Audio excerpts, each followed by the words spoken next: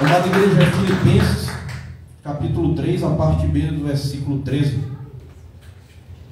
vai dizer o seguinte: mas uma coisa faço, e é que, esquecendo-me das coisas que atrás ficam, e avançando para as coisas que estão diante de mim, prossigo para o alvo, pelo prêmio da soberana vocação de Deus em Cristo Jesus. Aleluia! Irmãos, quando nós falamos de alvo, a primeira coisa que vem na nossa cabeça é objetivo, é meta, algo que eu quero alcançar. Só que eu quero começar essa ministração dizendo para os irmãos que alvo não é a mesma coisa de meta e não é a mesma coisa de objetivo. Porque existem objetivos que nós temos, existem metas que nós temos, e existem muitos projetos que nós temos, mas a gente não consegue muitas das vezes visualizar. A gente apenas tem um sonho de concretizar, um sonho de cumprir um objetivo, de cumprir uma meta. Mas quando nós falamos de alvo, nós estamos falando de algo que muitas das vezes está distante de nós, mas nós conseguimos visualizar. Nós conseguimos perceber, está longe de mim, mas se eu prestar atenção, eu consigo atingir aquele alvo. Tem uma certa ilustração muito interessante, uma ilustração de um arqueiro experiente, mestre, que uma vez ele chamou o seu discípulo para ensinar a arte de você acertar o alvo. E aquele arqueiro muito experiente, ele já era muito conhecido do seu discípulo, e o seu discípulo já tinha visto muitas das vezes o seu mestre acertar um arco e flecha em um alvo a mais de 200 metros de distância, muitas das vezes a 300 metros. Só que dessa vez esse mestre, esse arqueiro mestre, ele fez uma coisa diferente. Ele chamou o seu discípulo, ele colocou uma flor no galho de uma árvore bem grande, e dessa vez ele colocou uma venda sobre os seus olhos. E ele perguntou para o seu discípulo: o que você acha que vai acontecer?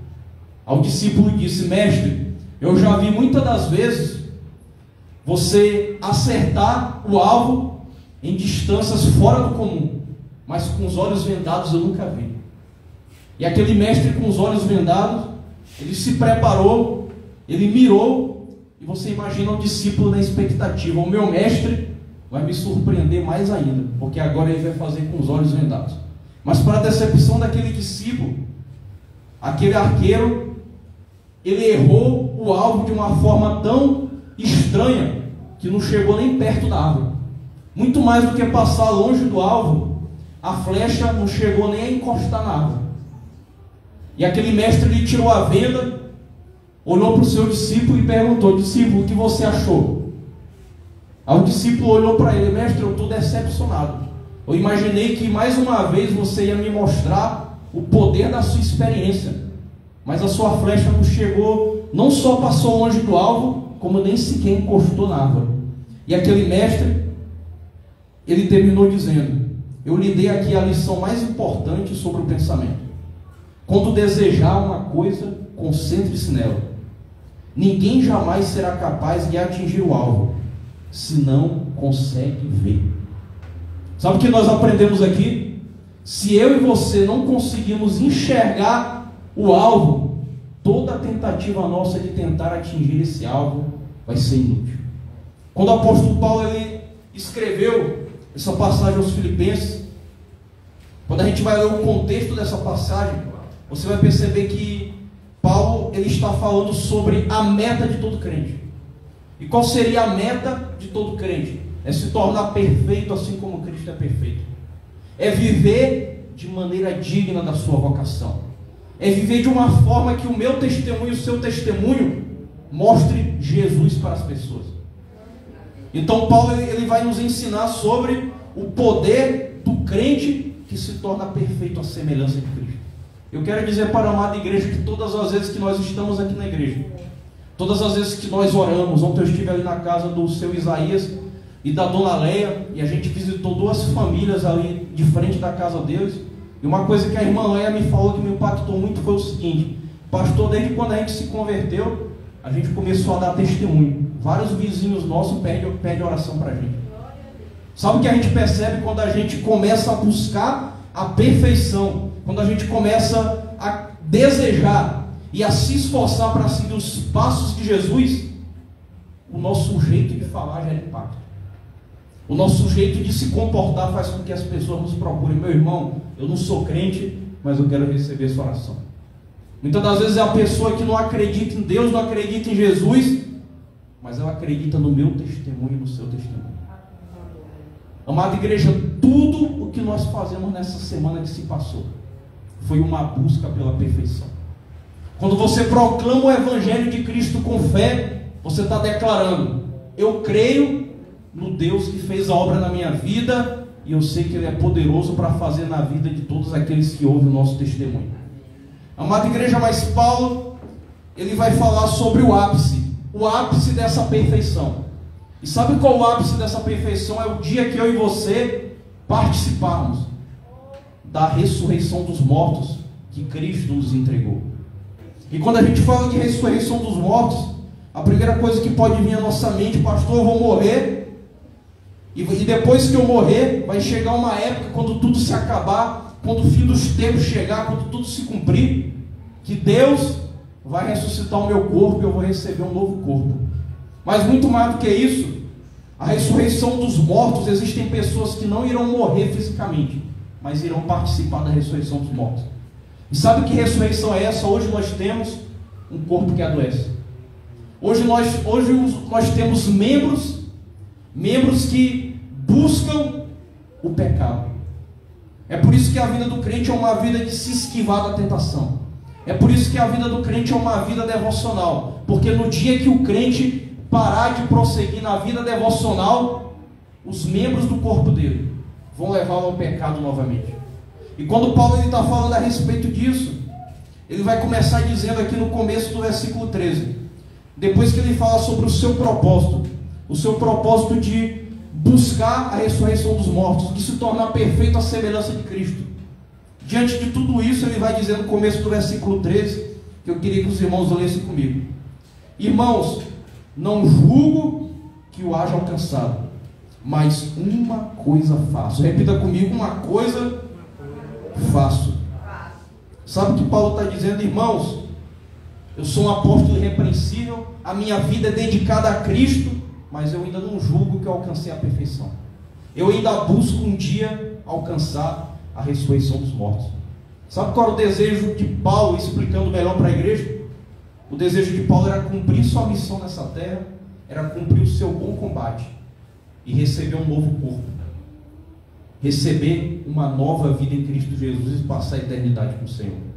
E o que nós aprendemos aqui com Paulo é que é missão de todo crente combater o bom combate da fé.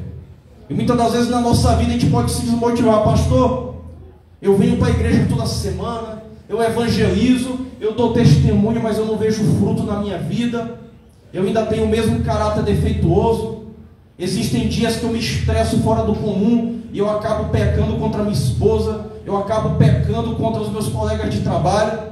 Ou muitas das vezes você pode dizer: pastor, eu tenho evangelizado, mas eu não tenho visto a minha família se render a Cristo, eu não tenho visto os meus amigos tomar uma decisão em Cristo.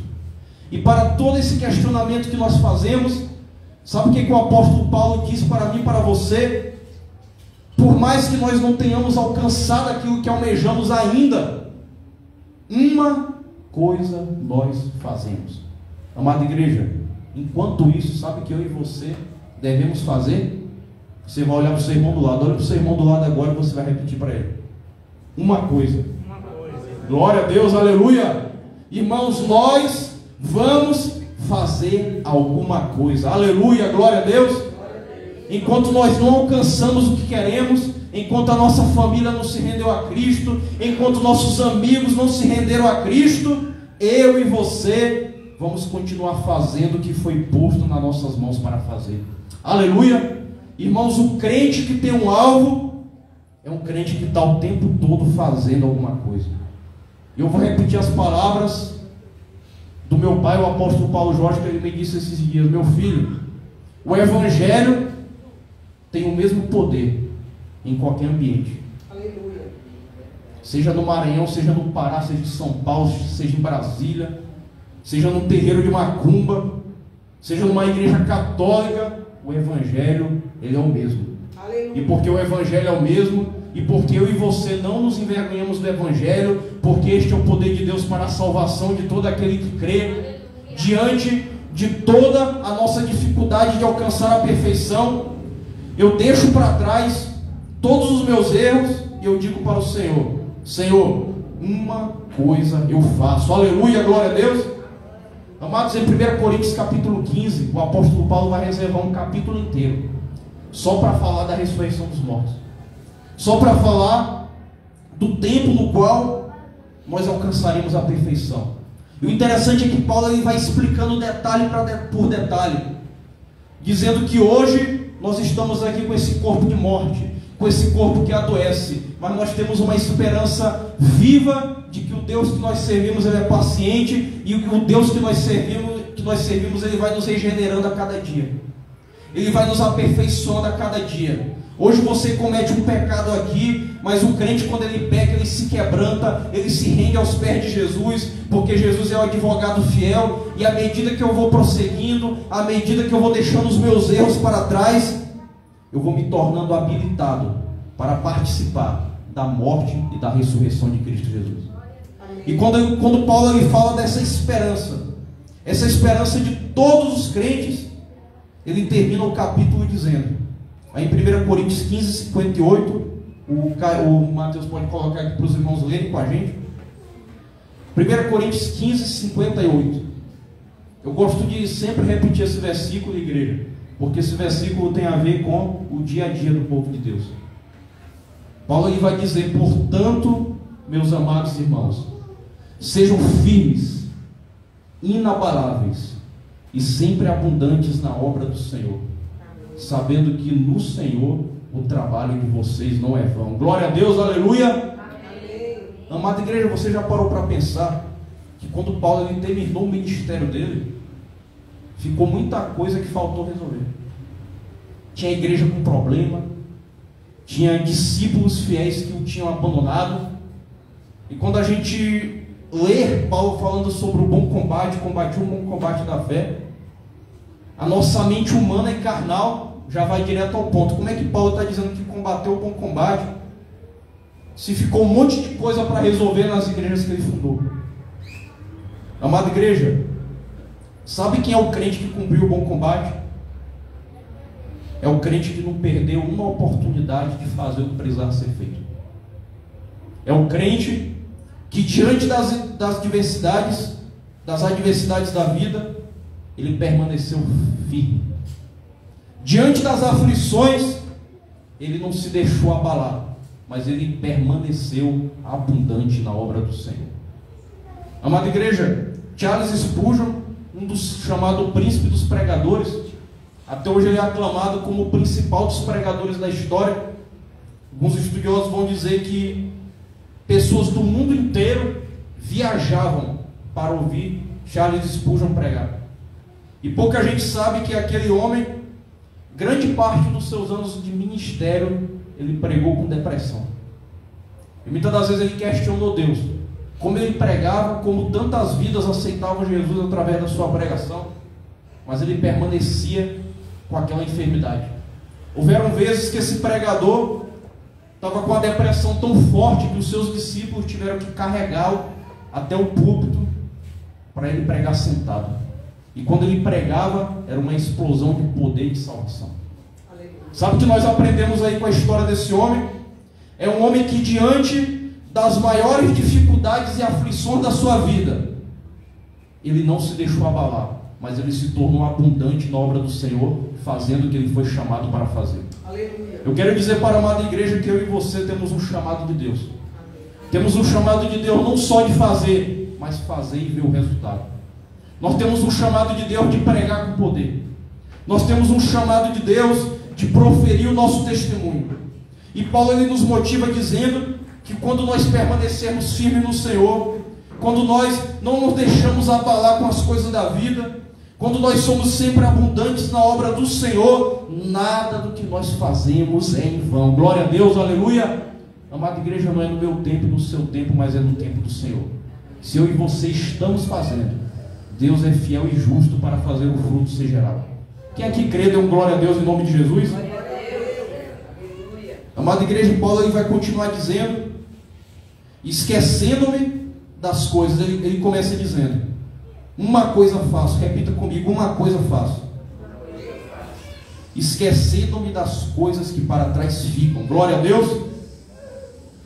Amados, isso aqui é muito interessante, esquecendo-me das coisas que para trás ficam. A gente sabe que a mente do ser humano é um negócio terrível. Eu vi um certo pastor dizendo, um pastor que ele ministra para jovens que são presos na pornografia. Esse pastor ele chegou a dizer que a pornografia é um vício, muitas das vezes até pior do que o crack, porque o jovem, o rapaz e a moça que é viciado em pornografia, aquela imagem se torna como uma tatuagem na mente da pessoa. Então muitas das vezes a pessoa se converte a Jesus, ela recebe uma nova vida, mas hora ou outra aquelas imagens de moralidade vão voltando para a mente. Muitas das vezes um vídeo que a gente vê no Instagram, a gente não percebe o mal daquilo, mas aquilo se torna como uma tatuagem na nossa mente.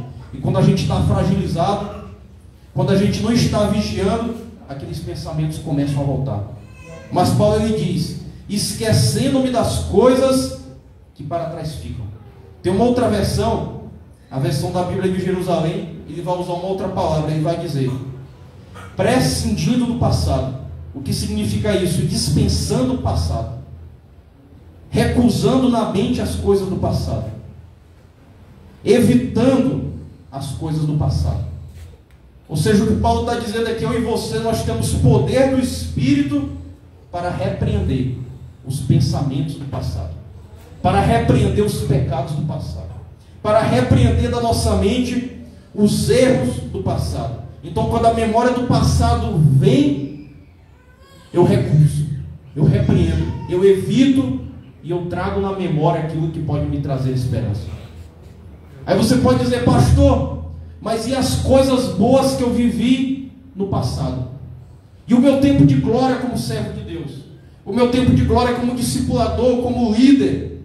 Diante do tempo ruim que eu estou vivendo, eu não posso relembrar do passado. Irmãos, aí que está o cheiro da questão. Muitas das vezes, até as nossas vitórias do passado podem ser prejudiciais para a nossa vida espiritual.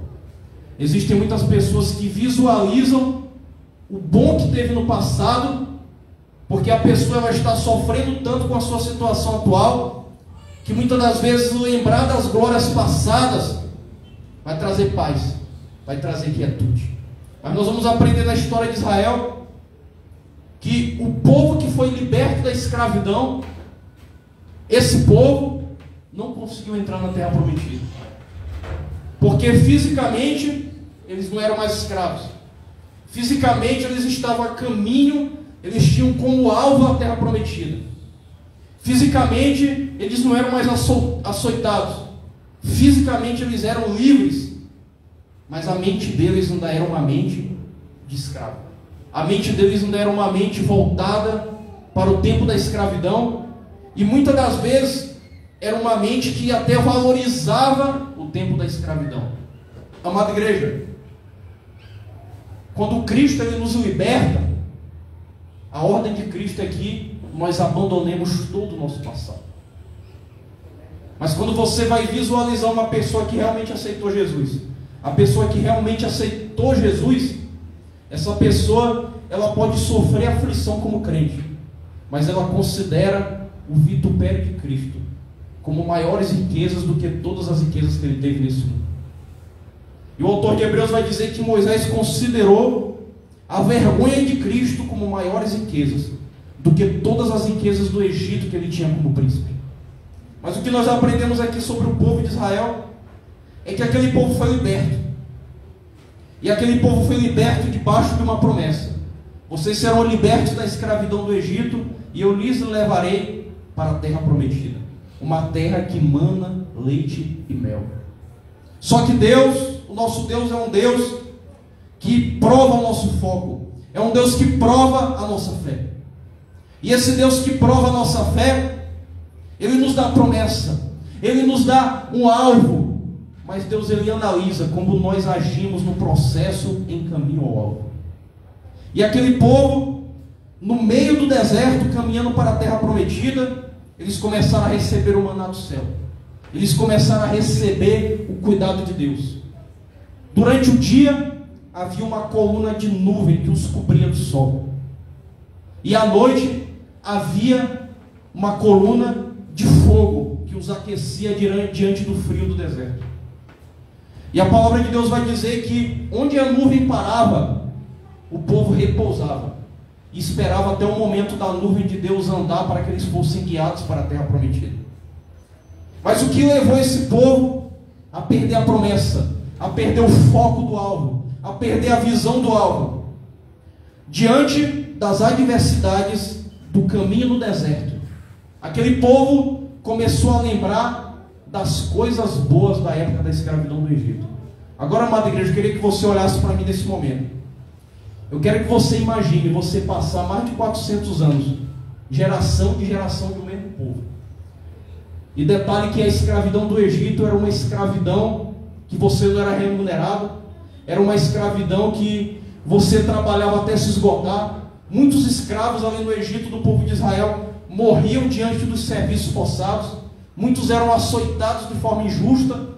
Imagina, depois de Deus mandar 10 pragas sobre o Egito, depois de Deus mostrar os seus grandes sinais, abrir o mar, aquele povo tem a capacidade, irmão Mateus, de lembrar da época da escravidão e visualizar coisa boa da época da escravidão. Sabe o que aquele povo começou a dizer?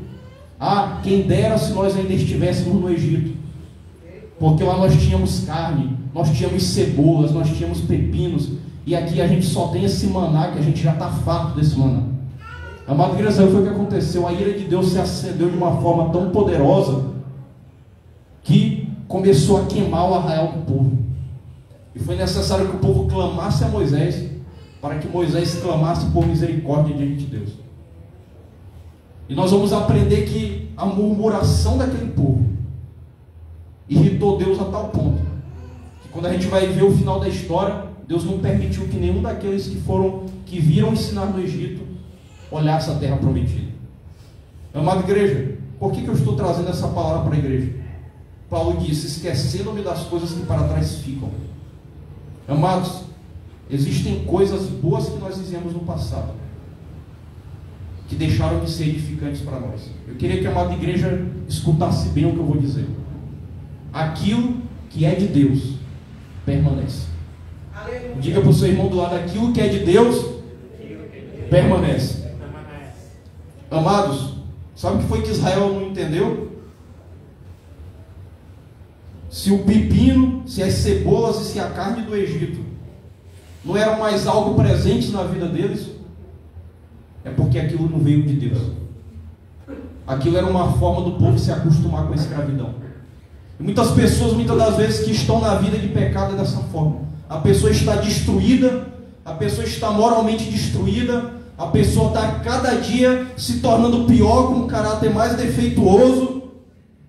Mas existem coisas no mundo que ainda agradam muitas pessoas. E essa pessoa, ela permanece no mundo, mesmo sabendo que está sendo destruída, a pessoa rejeita a Cristo. E pastor, como nós vamos pregar para essas pessoas? Essas pessoas que amam o mundo, essas pessoas que sabem que estão sendo destruídas, sabem que precisam de salvação, mas essas pessoas ainda têm coisas no mundo que os prendem. Quero dizer para a amada igreja que o povo de Israel é um exemplo para mim e para você. Talvez eu e você podemos dizer hoje: eu não cometeria a murmuração que aquele povo cometeu. Amada igreja, eu quero dizer para a amada igreja que o povo de Israel é uma simbologia do que nós éramos na época de pecado. Então, o que Israel fez aqui é o que muitas das vezes eu, pastor Davi, e todos os irmãos fazemos muitas vezes. Deus nos deu tanta vitória, Deus nos libertou de tantas coisas, mas a gente ainda tem a mente no passado. Mas para nós o Senhor está dizendo: e avançando para as coisas que estão diante de mim. Diga para o seu irmão do lado: e avançando para as coisas que estão diante de mim. Agora eu quero que você diga com fé, diga gritando mesmo para o seu irmão: e avançando para as coisas que estão diante de mim. Amada igreja, o Senhor nos chama para avançar. O Senhor nos chama para prosseguir. Sabe o que Jesus disse? Jesus entrou no território de Samaria, e o povo de Samaria era um povo tão rejeitado para os judeus, que os mestres da lei nem sequer faziam esforço de pregar a lei de Deus para o povo de Samaria. Mas quando Jesus entrou em Samaria, e aquela mulher samaritana creu no testemunho e se converteu, Jesus chegou para os apóstolos e diz: olha, muitos dizem que faltam tantos meses para a colheita, mas olhai os campos e vede que estão brancos para a colheita. Amada igreja, sabe o que o Senhor está nos dizendo hoje? Que o tempo da colheita chegou. O Senhor está nos dizendo hoje que o novo de Deus chegou. Jesus está dizendo para a igreja hoje que Ele é aquele que faz nova todas as coisas. Eu queria que o Mateus colocasse aí o texto de Isaías 43, versos 18 e 19, para os irmãos lerem comigo. Isaías 43, versos 18 e 19. Quem aqui está entendendo a palavra, dê um glória a Deus. Glória a Deus. Olha o que Isaías vai dizer. Não fiquem lembrando das coisas passadas. Repita comigo: não fiquem lembrando das coisas passadas. Nem pensem nas coisas antigas. Continua, Mateus. Agora preste atenção, igreja. Olha o que Deus está falando para a sua igreja hoje. Eis que faço uma coisa nova. Amém. Glória a Deus, aleluia. Amados, quem aqui crê na infinitude das bênçãos de Deus? Eu quero que o Mateus deixe o texto aí. Eu quero que os irmãos visualizem comigo. O nosso Deus é um Deus que faz coisas novas. O nosso Deus é um Deus que todo dia nos surpreende.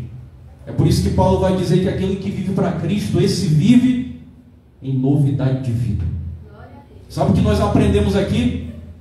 A experiência com Deus que nós tivemos há anos atrás não se compara com o que Ele está fazendo agora, porque as misericórdias de Deus se renovam, porque grande é a fidelidade de Deus. Olha o que Deus diz: eis que faço uma coisa nova, agora mesmo ela está saindo à luz. Será que vocês não percebem? Eis que porei um caminho no deserto e rios nos lugares áridos. Glória a Deus, aleluia.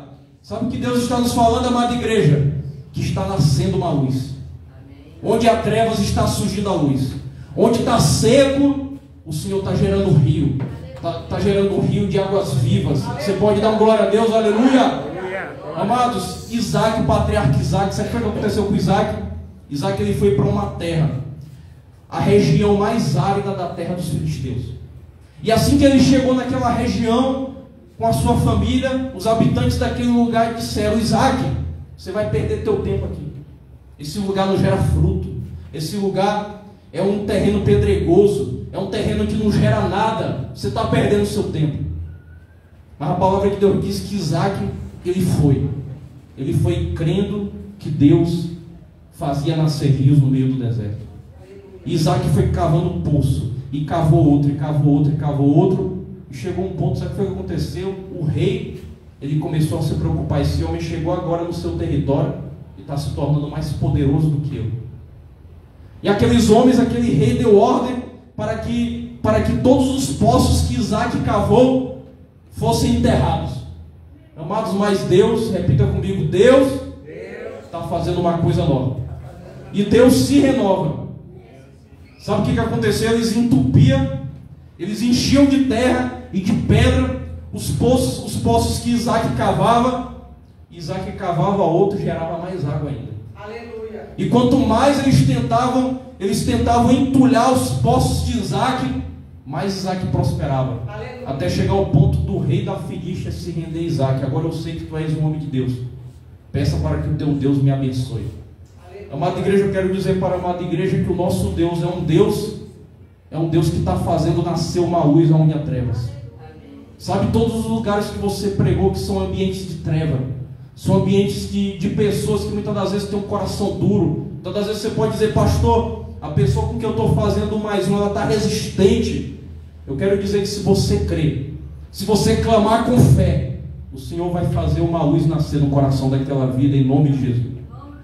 Agora eu queria que o Mateus abrisse lá em Apocalipse 21, verso 5. Apocalipse capítulo 21, versículo 5. Olha o que a palavra de Deus vai nos dizer. E aquele que estava sentado no trono disse: veja, eu estou fazendo novas todas as coisas. E então ele me disse: ponha isto por escrito, porque o que eu lhe digo é verdadeiro e digno de confiança. Glória a Deus. Amados, o nosso Deus é um Deus que faz novas todas as coisas. E a glória da segunda casa será maior do que a primeira. Diga isso para o seu irmão do lado: a glória da segunda casa será maior do que a primeira. Para encerrar essa palavra, Paulo ele continua dizendo, eu vou repetir de novo desde o começo: mas uma coisa faço, esquecendo-me das coisas que para trás ficam e avançando para as que estão diante de mim, prossigo para o alvo, pelo prêmio da soberana vocação de Deus em Cristo Jesus. Amada igreja, qual é o nosso alvo? O nosso alvo é aquilo que Cristo colocou diante de nós. Aí você pergunta: pastor, o que Deus colocou diante de nós? Eu quero que você lembre o tema que nós estamos pregando aqui todo domingo. O que está diante de nós é aquele que vai após nós, que é Cristo Jesus. E como eu prossigo até Cristo?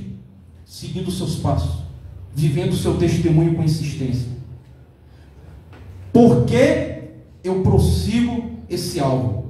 Pelo prêmio, repita comigo: pelo prêmio. E pastor, que prêmio é esse? O prêmio é a soberana vocação de Deus em Cristo Jesus. Pastor, o que seria a soberana vocação de Deus em Cristo Jesus?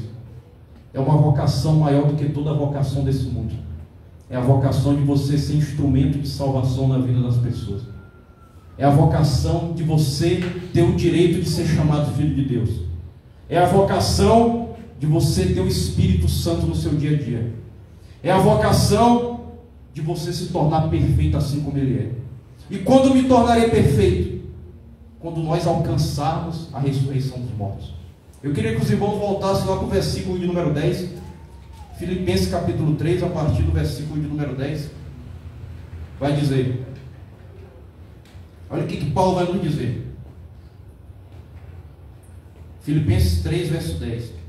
Para conhecê-lo e o poder da sua ressurreição e a participação em seus sofrimentos, sendo feito conforme a sua morte, para ver se de alguma maneira eu possa chegar à ressurreição dos mortos. Não que já tenha alcançado ou que já seja perfeito, mas prossigo para alcançar aquilo para o que fui também alcançado por Cristo Jesus. Irmãos, não julgo que o haja alcançado, mas uma coisa faço e é que, esquecendo-me das coisas que para trás ficam e avançando, repita comigo: avançando para as coisas que estão diante de mim, prossigo para o alvo, pelo prêmio da soberana vocação de Deus em Cristo Jesus. Aleluia, glória a Deus. Amados, a mentalidade do crente não pode ser uma mentalidade de derrota. Sabe qual é a mentalidade do crente? Eu vou prosseguir fazendo o que foi posto nas minhas mãos para fazer. Sabe qual é a mentalidade do crente? Se eu estou aqui para servir o Senhor. Aleluia. E se Cristo me escolheu, quando nós falamos sobre a soberana vocação, porque essa vocação ela é soberana? Porque as vocações desse mundo nós escolhemos. Você escolhe o curso que você quer fazer. Eu e você escolhemos muitas das vezes a área que nós queremos nos especializar para trabalhar. Muitas das vezes nós escolhemos o tipo de emprego do qual nós queremos viver. Aquele que é empreendedor, ele escolhe em que ramo do mercado ele vai empreender. Mas, amados, a vocação que nós seguimos, que é de Cristo Jesus, ela não depende de mim, de você, mas depende daquele que nos chamou. E aquele que nos chamou é fiel e justo para cumprir todo o seu propósito. E aquele que nos chamou para a sua santa vocação, não foi uma vocação que eu e você escolhemos, mas foi Ele que nos escolheu e nos destinou para irmos e produzirmos fruto, e para que esse fruto permaneça em nome de Jesus. Glória a Deus. Amados, muito mais do que gerar fruto, nós iremos gerar frutos que irão permanecer. Nós iremos gerar frutos que vão passar pela prova do fogo. O apóstolo Paulo diz que nos últimos tempos as obras de cada um de nós serão provadas. E as obras que são provadas serão provadas pelo fogo. E se aquilo que nós geramos na nossa caminhada com Cristo é frágil como a palha, será queimado, e nós seremos salvos como pelo fogo. Porém, as obras que nós geramos aqui irão se extinguir. Mas se as obras que nós geramos passarem pela prova do fogo, à semelhança do ouro, do ferro, tudo o que nós construímos até agora vai explodir, vai frutificar e vai permanecer. Repita comigo: a obra que Deus faz em nossa vida vai gerar muito fruto e frutos que permanecem. Amado, sabe qual tem sido a minha oração esses dias? Senhor, não faça essa igreja crescer em número, faça essa igreja crescer com discípulos fiéis a Ti. Que discípulos fiéis se convertam a Ti, que pessoas dispostas a Te servir, a Te buscar e viver para Ti se convertam e estejam conosco aqui. Amada igreja, Deus está enviando para a nossa igreja vidas que não apenas se converterão, mas permanecerão. Aleluia. Pessoas que irão somar. Jesus tem um mandamento de Jesus que eu acho muito lindo e muitas das vezes passa desapercebido de nós. Muitas das vezes vem na nossa cabeça o seguinte: eu vou trabalhar na obra de Deus até me lascar tudo, até me esgotar. Só que, porém, a ordem de Jesus não é essa. A ordem de Jesus não é que eu e você venhamos acabar, né? Se acabar de fazer a obra, eu vou evangelizar de madrugada, de manhã, de tarde, de noite, né? Teve uma vez, tinha um vizinho meu, que eu acho que ele não era muito certo da cabeça, mas ele era muito inteligente, era professor. Ele disse para mim assim: Davi, sabe qual é o meu sonho? É abandonar tudo que eu tenho, o meu emprego, as aulas que eu dou na faculdade, viver só pela fé, andando pela rua, pela fé. Então, amada igreja, quando nós falamos, Jesus ele nos diz: orai, pois, ao Senhor, para que envie trabalhadores para a sua seara. Sabe o que Jesus está dizendo? Quando a igreja não dá conta, a igreja clama ao Pai: Pai, envia trabalhadores para a sua seara. E Deus é fiel para atender esse chamado, amém? Que durante esses dias do 1 mais 1 igual a multidão, nós íamos clamar por isso: Senhor, envia trabalhadores para a colheita que nós iremos viver. Aleluia. Amados, repita comigo novamente: eu prossigo para o alvo. Agora repita comigo: nosso trabalho no Senhor Jesus não é vão. Sabe o que nós aprendemos com essas palavras de Paulo? Se o nosso alvo é Cristo, tudo que nós fazemos vai gerar fruto. Se coloque de pé, igreja, em nome de Jesus. Glória a Deus. E assim, se alguém está em Cristo, nova criatura é. As coisas velhas já passaram, e eis que tudo se fez